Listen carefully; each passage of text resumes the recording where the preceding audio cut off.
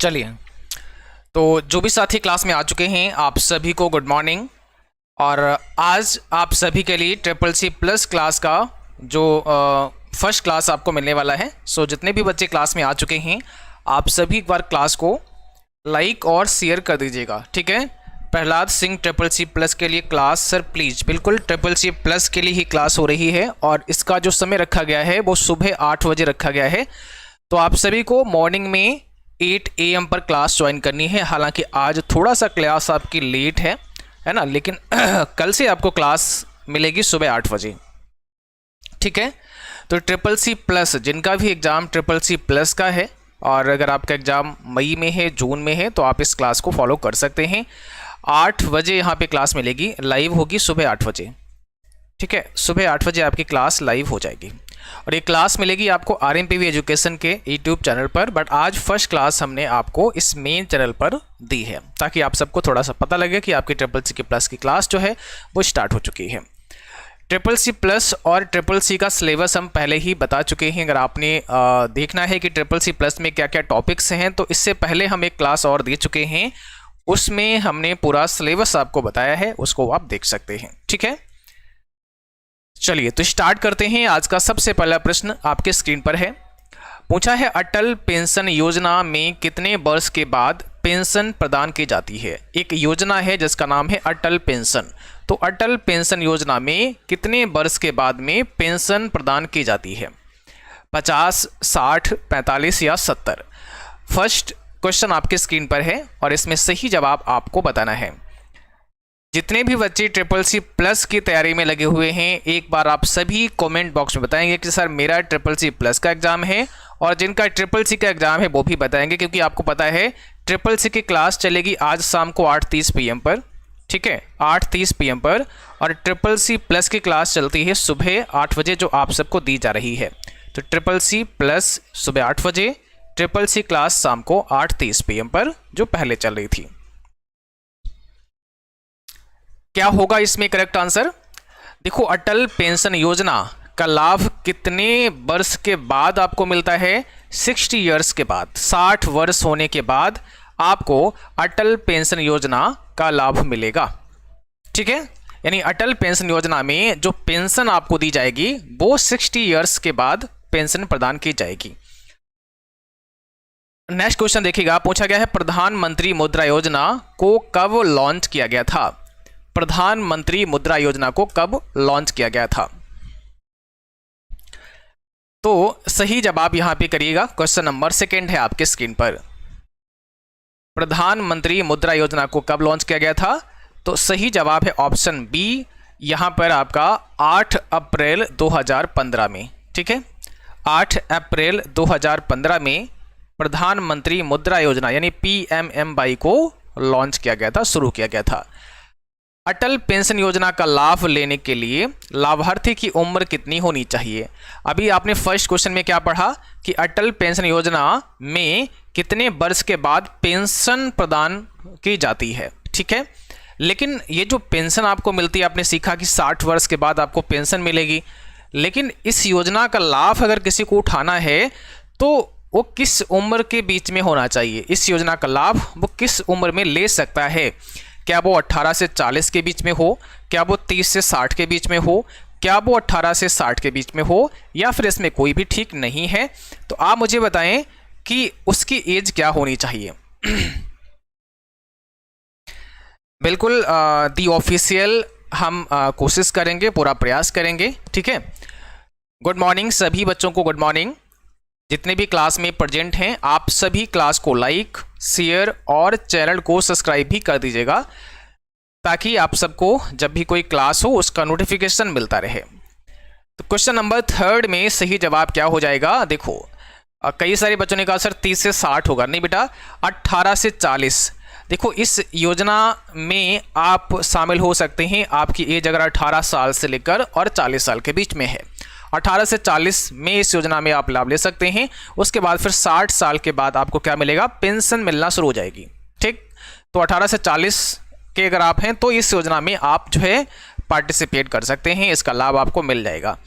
निम्न में से कौन सा एक एंटीवायरस का प्रकार नहीं है? एक ऐसा है जो एंटीवायरस नहीं है, और आप सब एंटीवायरस तो जानते ही होंगे, है ना।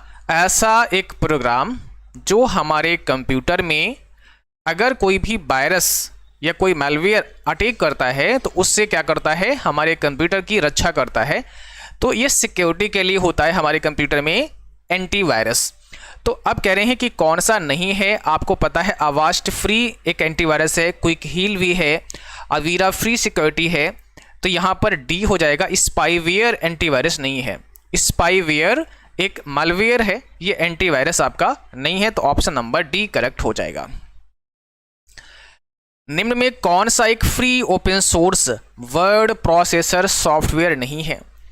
कह रहे हैं कौन सा एक free open source word processor software नहीं है।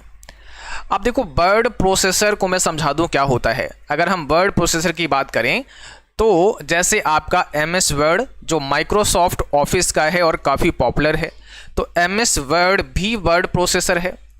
आपने देखा होगा आपके CCC के सिलेबस में लिब्रे ऑफिस को शामिल किया गया है, तो लिब्रे ऑफिस में राइटर नाम का जो सॉफ्टवेयर है वो भी वर्ड प्रोसेसर है। अब यहाँ कह रहे हैं कि भाई फ्री कौन सा नहीं है। तो AbiWord, Open Office Writer, MS Office Word, Calligra Word, इसमें आपको बताना है कौन सा एक free open source word software नहीं है। यहां पर सही जवाब हो जाएगा आपका MS Word, option number C. MS Word यानी ये ओपन सोर्स की कैटेगरी में नहीं आता है। MS वर्ड आपका राइट आंसर हो जाएगा। MS वर्ड किसका है? MS ऑफिस का है। MS ऑफिस का मतलब होता है माइक्रोसॉफ्ट ऑफिस। तो इस सॉफ्टवेयर का लाइसेंस लेने के लिए आपको इसका लाइसेंस लेना पड़ेगा, मीन इसको बाय करना पड़ेगा, ठीक है, पैसे देने होते हैं। निम्न में कौन सा एप्पल कंपनी का वर्ड प्रोसेसर सॉफ्टवेयर है? अब क्या पूछा है कि ऐसा कौन सा है जो एप्पल कंपनी का वर्ड प्रोसेसर सॉफ्टवेयर है। Utkarsh Shukla sir chapter wise question करवाएं, मैं कोशिश करूंगा, है ना। आप बस पढ़ते जाइएगा, जितना भी मुझे समय मिलेगा मैं CCC+ के लिए वो क्वेश्चन लाऊंगा जो आपके लिए हेल्पफुल साबित हों, और जिस टॉपिक से मुझे इम्पॉर्टेंट लगेगा वो टॉपिक हम लेकर आएंगे। हालांकि आपको पता है आपके सिलेबस में टोटल 12 चैप्टर हैं और इनको अच्छे से कवर करने के लिए समय तो चाहिए होगा, बट फिर भी हम प्रयास करेंगे कि जितना भी समय आपके पास बचा हुआ है उस समय में आपको ज़्यादा से ज़्यादा पढ़ा पाऊँ, ठीक है। तो एप्पल कंपनी का वर्ड प्रोसेसर कौन सा है? यहाँ पर सी हो जाएगा। पेजेज नाम का एक वर्ड प्रोसेसर सॉफ्टवेयर है, पेजेज नाम का। ओके, देखो पेजेज नाम का जो सॉफ्टवेयर है यह एक वर्ड प्रोसेसर है। पहली बात तो ये ध्यान रखना है, मतलब जैसे MS वर्ड है जैसे आपका राइटर है वैसे ही है, और ये 11 जन 2005 में रिलीज हुआ था। अच्छा, डेवलपर की बात की जाए तो जैसा मैंने कहा एप्पल इनकॉर्पोरेशन के द्वारा पेजेज नाम के सॉफ्टवेयर को डेवलप किया गया, जो कि एक वर्ड प्रोसेसर है। 11 जन 2005 को रिलीज हुआ। अब अगर हम MS वर्ड की बात करें तो आपको पता है MS वर्ड अक्टूबर 1983 में, और डेवलपर की बात करें तो माइक्रोसॉफ्ट के द्वारा इसको डेवलप किया गया है। Charles Simonyi and Richard Brodie के द्वारा बनाया गया था आपका MS वर्ड। ऐसी वर्ड पैड भी है, ये विंडोज 95 के समय में आया था 1955 में, ठीक है। डेवलपर माइक्रोसॉफ्ट, यानी जो विंडोज 95 रिलीज हुआ था उसके साथ में वर्ड पैड आना शुरू हो गया था। तो अभी आप जब विंडो डालते होंगे तो वर्ड पैड ऑटोमेटिकली इंस्टॉल हो जाता होगा। वर्ड पैड को अलग से आपको इंस्टॉल नहीं करना पड़ता है, विंडोज़ के साथ में ये आपका ऑटोमेटिकली इंस्टॉल हो जाता है। लेकिन विंडोज 95 के बाद या 95 जो रिलीज हुआ था उसमें आया था, उसके बाद भी अब आ रहा है। अगला सवाल देखिएगा, लिनक्स में जीनोम का क्या मतलब होता है? लिनक्स पहली बात तो है क्या, तो आप याद रखेंगे एक ऑपरेटिंग सिस्टम है, ठीक है। लिनक्स क्या है? एक ऑपरेटिंग सिस्टम है। और आपको ये भी याद रखना पड़ेगा कि जो ऑपरेटिंग सिस्टम होते हैं वो 2 टाइप के हैं मेनली। जैसे एक तो आपके ओपन सोर्स की कैटेगरी में आ जाते हैं, यानी जो ओपन सोर्स होते हैं जिसके लिए कोई पैसे नहीं लगेंगे, आप सीधे उससे डाउनलोड करके इंस्टॉल कर सकते हैं और वो वर्क करेगा। एक आपका होता है प्रोप्राइटरी, यानी जिसके लिए हमें लाइसेंस लेना होता है। तो यहाँ जो लिनक्स है इसमें कह रहे हैं लिनक्स में जीनोम का अर्थ क्या होता है। तो पहले ये समझ लो, लिनक्स एक ओपन सोर्स की कैटेगरी में आता है। एक ओपन सोर्स ऑपरेटिंग सिस्टम है और इसमें जीनोम का क्या मतलब होता है ये आपको समझाना है, तो जल्दी से बताएं।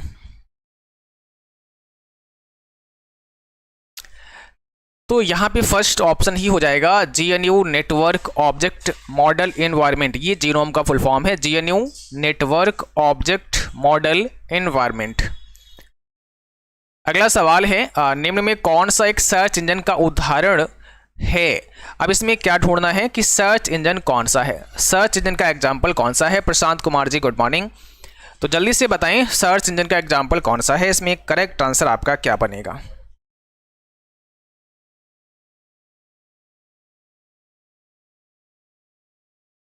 ठीक है,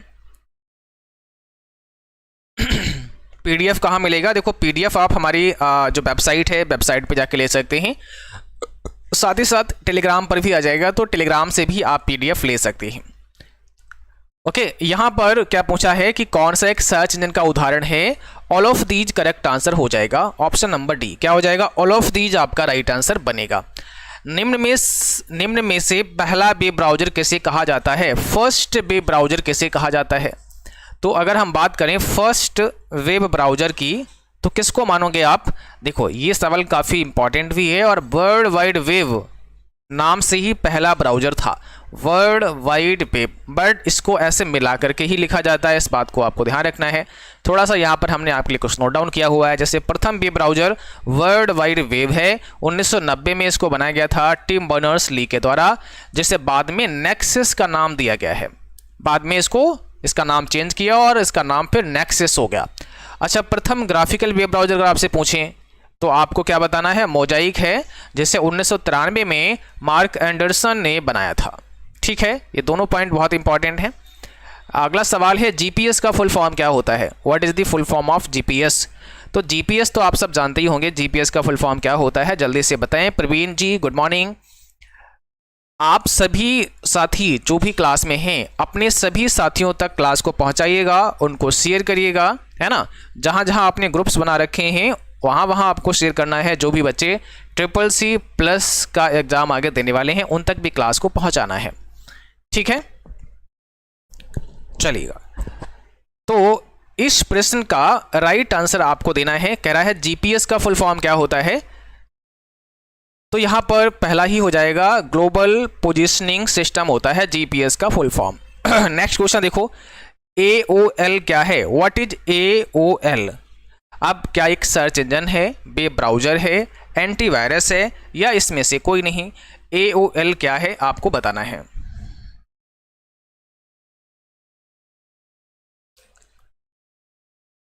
फटाफट से बताओ क्या होगा यहां पे करेक्ट आंसर आपका।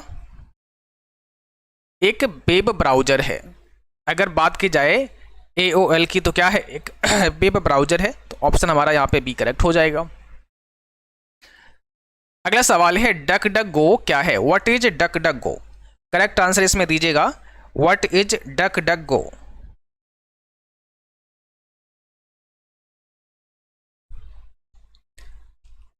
तो यहां पर सही जवाब क्या हो जाएगा, सर्च इंजन। डक डक गो एक सर्च इंजन की कैटेगरी में आने वाला सॉफ्टवेयर है।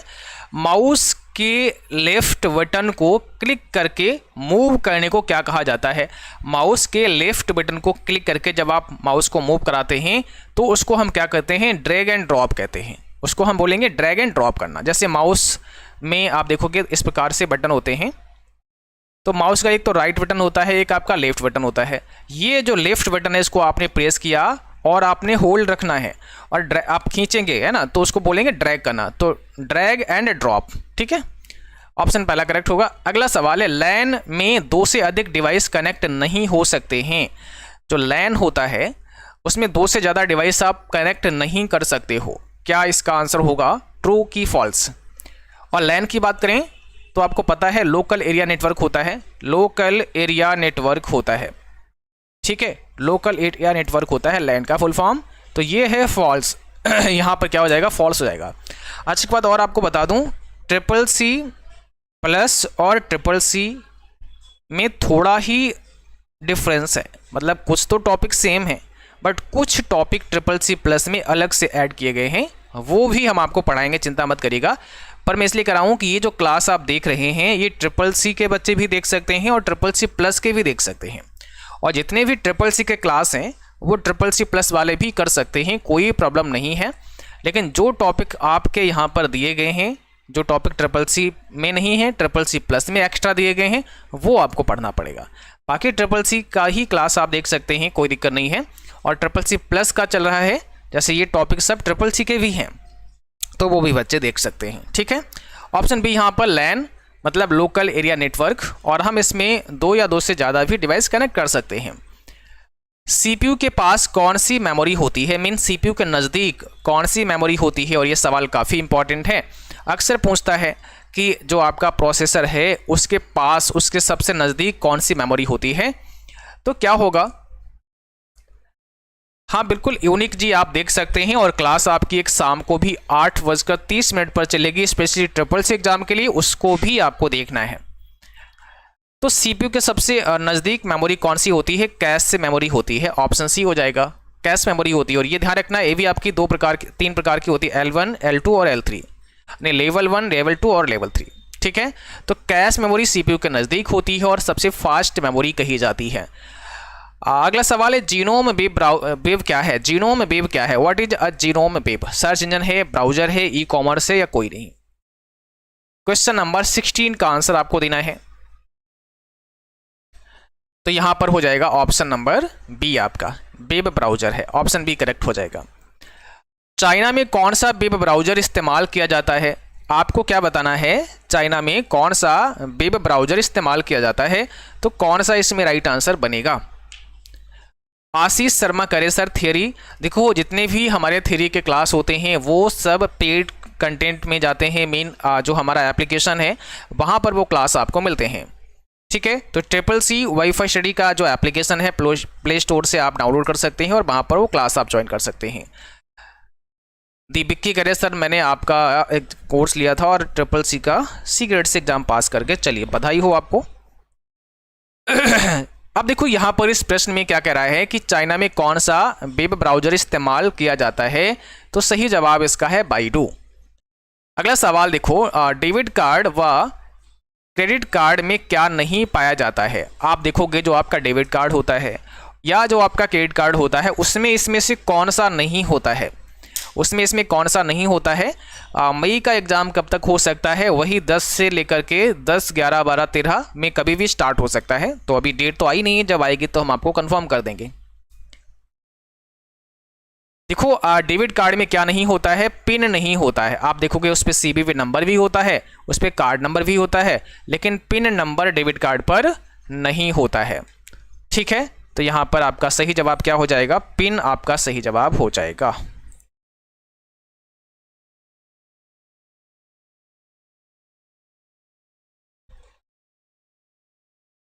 चलिए तो यहाँ पर आपका जो करेक्ट आंसर था वो कौन सा है, पिन हो जाएगा।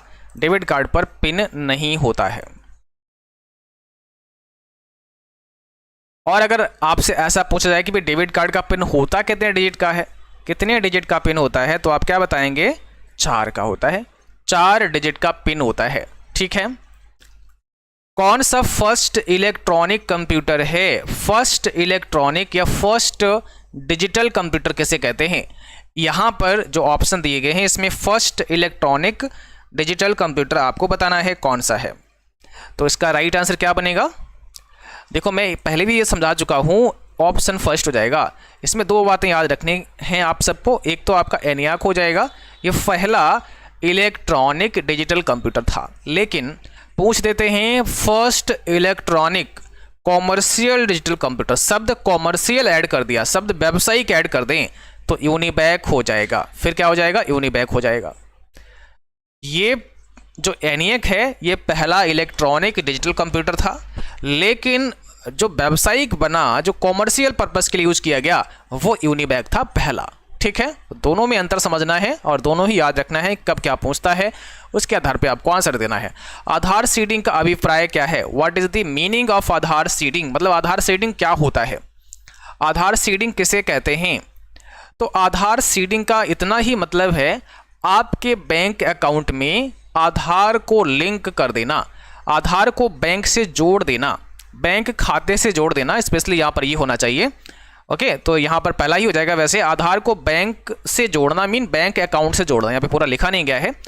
आधार सीडिंग का सिंपल सा मतलब है आपका आधार और आपका बैंक अकाउंट आपस में लिंक कर देना, ये आधार सीडिंग का मतलब होता है। तो फर्स्ट ऑप्शन यहाँ पे राइट है। एटीएम पासवर्ड केवल बताना चाहिए, जो एटीएम का पासवर्ड है, जो आपके डेबिट कार्ड का पासवर्ड है, वो केवल बताना चाहिए। आप पति या पत्नी को बता सकते हैं, आज्ञाकारी पुत्र को बता सकते हैं, आज्ञाकारी पुत्री को बता सकते हैं, या उपरोक्त में से किसी को भी नहीं बता सकते हैं। तो 21 का डी आशीष शर्मा कह रहे हैं किसी को नहीं बताना चाहिए। तो बिल्कुल ठीक आपने बोला है, किसी को भी नहीं बताना चाहिए। एटीएम पासवर्ड हमें किसी को नहीं बताना चाहिए। लिब्रे ऑफिस कैल्क में सेल का अंतिम कॉलम जाना जाता है। लिब्रे ऑफिस कैल्क का पूछा गया है सवाल आपसे, और लिब्रे ऑफिस कैल्क में अंतिम कॉलम की अगर हम बात करें तो इसमें देखिए क्या था। अगर आप ओल्ड वर्जन पे जाते हैं, लिब्रे ऑफिस के ओल्ड वर्जन पे जाते हैं, तो ओल्ड वर्जन में क्या था, 1024 ही कॉलम हुआ करते थे। बट जो आपका लेटेस्ट वर्जन है लिब्रे ऑफिस कैल्क का, उसमें 16,384 कॉलम हो गए हैं। तो इसमें ना, और कॉलम को रिप्रेजेंट करते हैं ABCD से, तो इसमें AMJ था, अंतिम कॉलम का नाम क्या था, AMJ, और इसमें क्या हो गया, XFD हो गया है, XFD हो गया है। तो XFD यानी option number C, option number C आपका राइट है। अब हमने दोनों ही बता दिए हैं, ओल्ड वर्जन में कितने कॉलम थे और अंतिम लेटर कौन सा था। जैसे अगर कोई कहे कि सर फर्स्ट कॉलम का नाम बता दो, तो हमने कहा सर पहला कॉलम का नाम तो A होगा, क्योंकि उसको A से रिप्रेजेंट करते हैं। अगला कॉलम B से होगा, फिर C से होगा। ऐसे ही क्रमानुसार आगे मूव करेंगे और AMJ तक पहुंचेंगे जब तक 1024 नंबर आएगा, और ऐसे ही 16,384 नंबर आएगा तब तक XFD पर पहुंच जाएंगे। तो अंतिम कॉलम का जो लेटर है वो XFD है। ईमेल एड्रेस केस सेंसिटिव होता है, 23 में पूछा है। क्या जो ईमेल एड्रेस होता है वो केस सेंसिटिव होता है? अब केस सेंसिटिव का मतलब होता है कि अगर आपने अपर केस में लिखा तो अपर में ही लिखना पड़ेगा, लोअर केस में लिखा तो लोअर में ही लिखना पड़ेगा। ये होता है केस सेंसिटिव का मतलब। जैसे आप पासवर्ड डालते हैं तो पासवर्ड मोस्टली केस सेंसिटिव होता है, बट यहाँ पर वी है क्योंकि एड्रेस केस सेंसिटिव नहीं होता है। पासवर्ड में अगर आपने अपर केस यूज किया, लोअर केस यूज किया, तो जैसे केस यूज किए थे वैसा ही जब डालोगे तभी वो पासवर्ड मान्य होगा, तभी वो पासवर्ड वैलिड माना जाएगा, अदरवाइज वो फिर नहीं लॉक खुलेगा। ठीक है ना। ISDN का फुल फॉर्म क्या होता है? ISDN का फुल फॉर्म क्या होता है बताएं।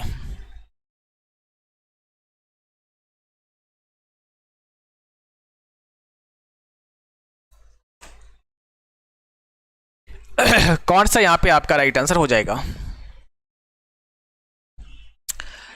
तो अगर आप लोगों ने डी ऑप्शन सेलेक्ट किया है तो बिल्कुल ठीक आंसर दिया है। इंटीग्रेटेड सर्विस डिजिटल नेटवर्क होता है ISDN का मतलब।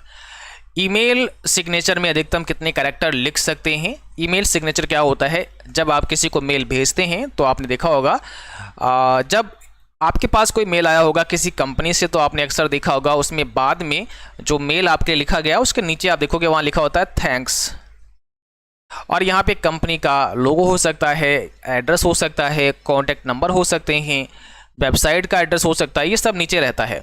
तो यही आपका क्या है, सिग्नेचर है, जिसे हम ऐड कर सकते हैं। मीन हम कोई भी अपनी तरफ से कुछ शब्द ऐड कर सकते हैं, कोई इमेज ऐड कर सकते हैं, और इसमें अधिकतम 10,000 कैरेक्टर हम लिख सकते हैं। अगला सवाल है, एयरपोर्ट का कार्य किसके अंडर में होता है? ये सारे सवाल हैं आपके एग्जाम में जो पूछे जा सकते हैं। तो 26 में बताइए किसके अंडर में ये कार्य हो सकता है? तो ministry of civil aviation, first option ही हमारा यहाँ पे करेक्ट हो जाएगा। अगला सवाल वाईफाई को लेकर, वाईफाई का फुल फॉर्म क्या होता है? तो वाईफाई का फुल फॉर्म क्या है आप लोग जल्दी से बताएंगे। वाईफाई का मतलब होता है वायरलेस फिडेलिटी, ऑप्शन पहला ही करेक्ट हो जाएगा, वायरलेस फिडेलिटी होता है। ओके चलो अगला सवाल, ईमेल के फाउंडर कौन है?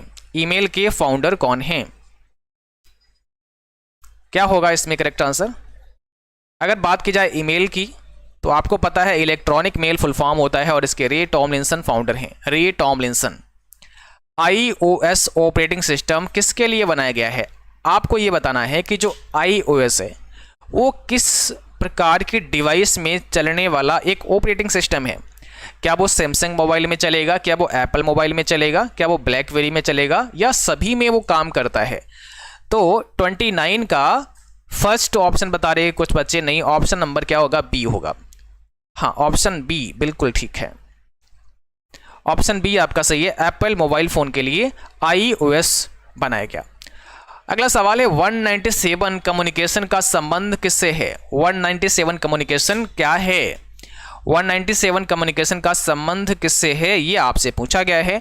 और इसका सही जवाब क्या होगा, आपको पता है 197 कम्युनिकेशन जो है ना वो पेटीएम से संबंधित है, क्योंकि पेटीएम की पेरेंट्स कंपनी है, पेटीएम की पेरेंट्स कंपनी है 197 कम्युनिकेशन, ठीक है।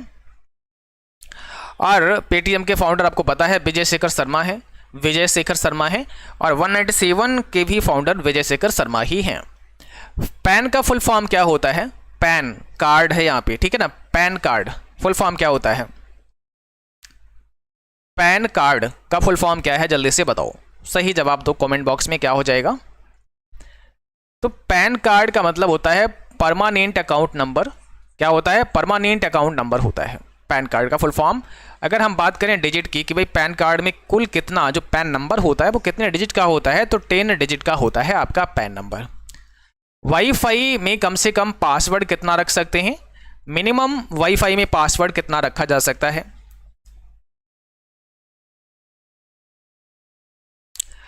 वाईफाई में पासवर्ड हम मिनिमम कितना रख सकते हैं। ओके, यहाँ पर 8 कैरेक्टर से लेकर के और 63 कैरेक्टर तक का पासवर्ड रखा जा सकता है। तो मिनिमम आपका 8 हो जाएगा, मैक्सिमम आपका 63 कैरेक्टर हो जाएगा। एईपीएस में निम्न में से किसका इस्तेमाल किया जाता है। देखो, एक जो तकनीक है जैसे हम एईपीएस के नाम से जानते हैं, मीन आधार इनेबल पेमेंट सिस्टम होती है, तो इसमें हम किसका इस्तेमाल करते हैं, आधार नंबर का करते हैं। बस हमें आधार नंबर चाहिए होता है और हम बायोमेट्रिक करेंगे, हमारा जो है पेमेंट हो जाएगा, ट्रांसफ़र हो जाएगा, बैलेंस जानकारी मिल जाएगी, वो सारा काम हम कर सकते हैं बायोमेट्रिक के थ्रू, लेकिन आधार नंबर ज़रूरी है। टीसीपी/आईपी में कितनी लेयर होती हैं, टीसीपी/आईपी फुल फॉर्म क्या है, transmission control protocol internet protocol. इसमें लेयर की बात की गई है, तो कितनी लेयर होती हैं, 4 लेयर होती हैं टीसीपी/आईपी में। नेटवर्क लेयर होती है, इंटरनेट लेयर होती है, होस्ट टू होस्ट लेयर होती है, एंड एप्लीकेशन लेयर होती है। अगला सवाल है विंडोज 10 का डिफ़ॉल्ट ब्राउज़र कौन सा है, विंडोज 10 में डिफ़ॉल्ट ब्राउज़र कौन सा है। आंसर आपको देना है कमेंट बॉक्स में, क्या हो जाएगा।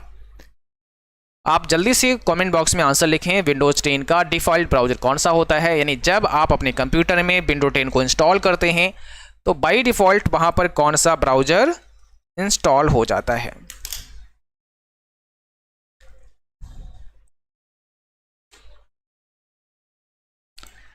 बाय डिफ़ॉल्ट कौन सा ब्राउज़र इंस्टॉल हो जाता है।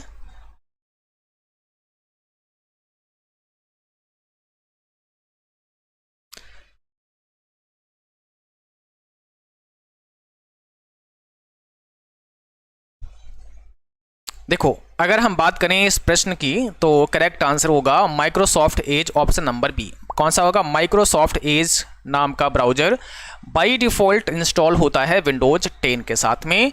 और आज की क्लास यहीं पर समाप्त होती है। उम्मीद करते हैं क्लास आपको समझ आई होगी, और जो अगली क्लास आपकी होगी, जैसा मैंने पहले ही कहा था कि जो आपके CCC+ वाले क्लास हैं वो क्लास आपके RMPV एजुकेशन पर चलेंगे, इस चैनल पर वो क्लास चलेंगे। लिंक हमने आपके कमेंट बॉक्स में पिन कर दिया है, आपके लाइव चैट में पिन कर दिया है, तो इस लिंक पर आप क्लिक करके उस चैनल पर जा सकते हैं, उस चैनल पर विजिट कर सकते हैं, है ना। और अगली क्लास जो आपको मिलेगी सुबह 8 बजे मॉर्निंग में, वो आपको इसी चैनल पर मिलेगी RMPV एजुकेशन पर, ठीक है। तो हमने उसका लिंक जो है आपके लिए यहाँ पर दे दिया है, और लिंक हम डिस्क्रिप्शन बॉक्स में भी डाल देंगे या कमेंट बॉक्स में बाद में पिन कर देंगे, तो वहाँ पर भी आप क्लिक करके जा सकते हैं। ओके, चलिएगा।